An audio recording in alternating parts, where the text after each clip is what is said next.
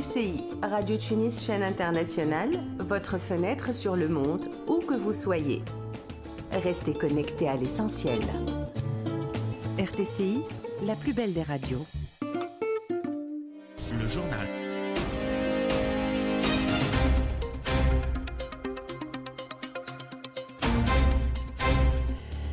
« 19h, bonsoir. À la une de l'actualité, la Tunisie participe à Genève au forum annuel Coalition mondiale pour la justice sociale. Malgré une mise en garde officielle égyptienne, le convoi à Soumoud poursuit sa route. L'Assemblée générale de l'ONU tente ce soir d'augmenter la pression sur Israël pour lui faire respecter le droit international. Un avion de la compagnie Air India, destination de Londres, s'écrase avec 242 personnes à bord, un seul survivant. L'Iran défie les États-Unis et annonce le lancement d'un nouveau centre d'enrichissement d'uranium. La chambre criminelle spécialisée dans les affaires de terrorisme examinera demain vendredi à distance le dossier relatif à l'assassinat du martyr Chokri Blaid. Sont concernés dans cette procédure l'ancien procureur de la République Béchir Hakelmi et Habib Louz, figure du mouvement Nahda. Tous deux accusés ont vu leur demande de mise en liberté rejetée par la chambre d'accusation de la Cour d'appel de Tunis, qui a décidé de les déférer devant la justice criminelle pour des faits en lien avec le terrorisme. Le procureur de la République près du tribunal de première instance à Jandouba a ouvert une enquête pour homicide volontaire avec préméditation, conformément aux articles 201 et 202 du Code pénal, après la découverte du corps d'un enfant près d'Oued Laben dans le gouvernorat de Jandouba.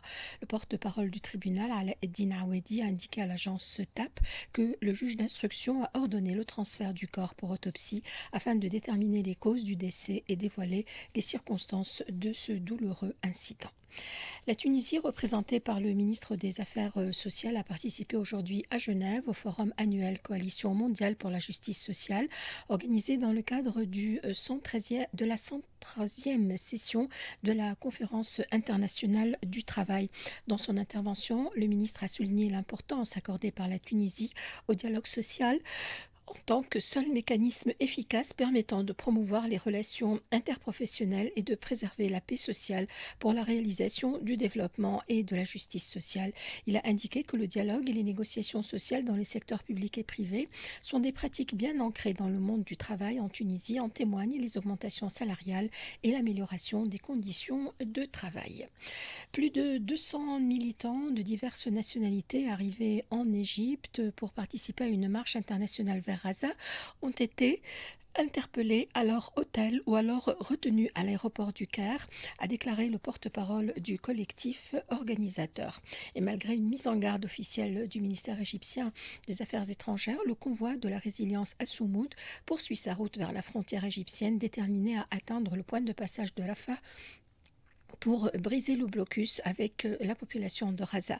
Dans un communiqué publié par son ministère des Affaires étrangères, l'Égypte a rappelé que l'accès à la zone frontalière est strictement réglementé, soulignant qu'aucune délégation étrangère ne sera autorisée à entrer sans autorisation préalable. Une position ferme, motivée par des raisons de sécurité, alors que la crise humanitaire à Gaza ne cesse de s'aggraver.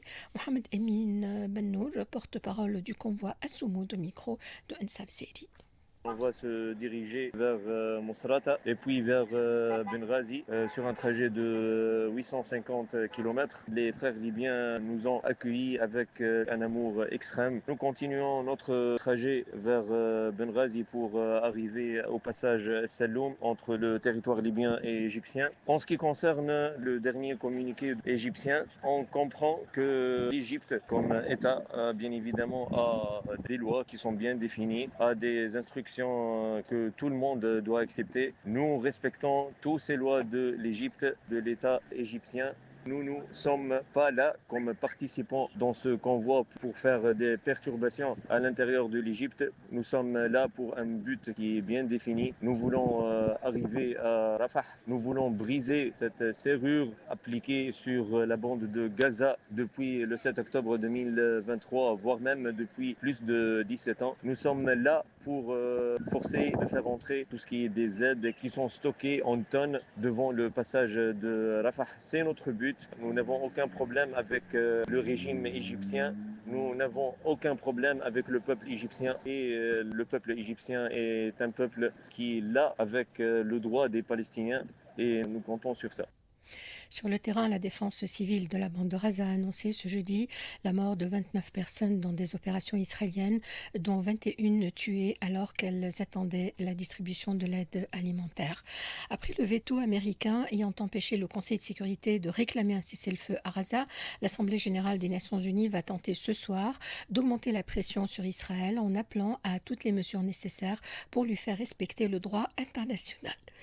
L'Iran a annoncé ce jeudi, la prochaine construction d'un nouveau site d'enrichissement et une augmentation significative de sa production d'uranium enrichi, exacerbant les tensions sur son programme nucléaire avant des pourparlers avec les États-Unis prévus dimanche. Les États-Unis exigent que l'Iran renonce totalement à l'enrichissement, ce que Téhéran refuse.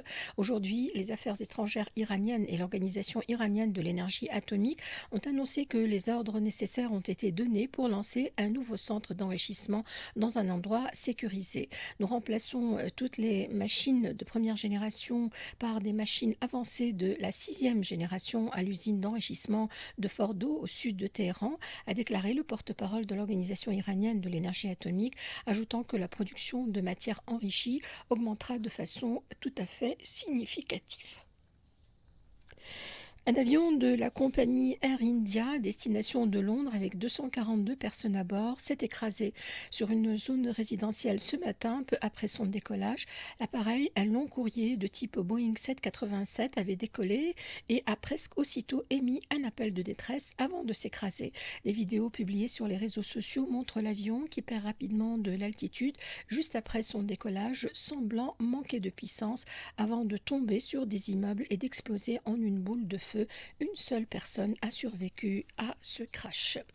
Une saison touristique placée sous le signe du sport, de l'écotourisme et du vivre ensemble. Une conférence de presse se tiendra ce soir en direct de Paris, au cœur du château de Vincennes, pour dévoiler le programme de la 16e édition du Marathon international des Oasis qui se déroulera du 17 au 24 novembre. Cet événement emblématique reliera Tozeur à l'île mythique de Djerba en traversant les paysages spectaculaires du sud tunisien. Soutenu par les ministères tunisiens du tourisme et des sports ainsi que par le Comité national olympique, cette initiative incarne la vision d'une Tunisie ouverte, dynamique et résolument tournée vers le développement durable. Asdine Ben Yacoub, coordinateur de la 16e édition du Marathon international des Oasis, au micro de Mimoun Tounsi.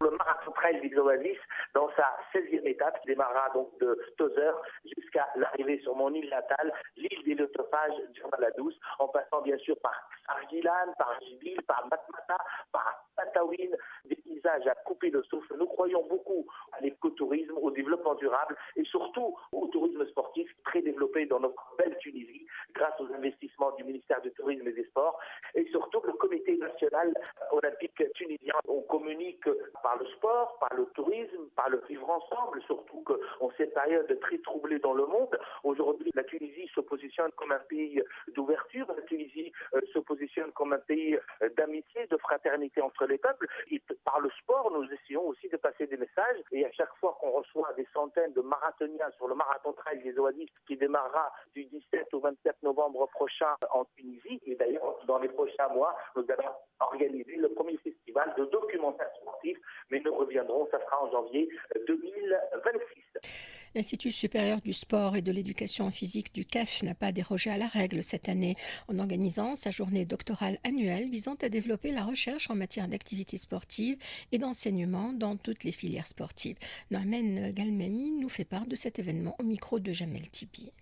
Nous commençons aujourd'hui avec un programme très riche, beaucoup de séances et beaucoup d'ateliers de formation concernant l'intelligence artificielle, comment élaborer la thèse de doctorat, comment publier de la théorie à la pratique, les revues systématiques et intelligence artificielle, classification des revues. Il y a beaucoup d'interventions, beaucoup de sommités internationales qui sont aussi des Tunisiens et sont bien classés dans le ranking international. Les objectifs de ces journées, c'est pratiquement les réseautages entre les enseignants-chercheurs, entre les doctorants et les enseignants-chercheurs aussi. Les masterants sont présents aussi. Nous préparons une pépinière pour la recherche scientifique. On espère améliorer le ranking de nos institutions, surtout le ranking Shanghai. Nous sommes déjà classés parmi les meilleures institutions dans le monde dans le domaine de la recherche scientifique. Toujours, il y a tendance à améliorer ce ranking pour être dans le top 100 dans le monde entier.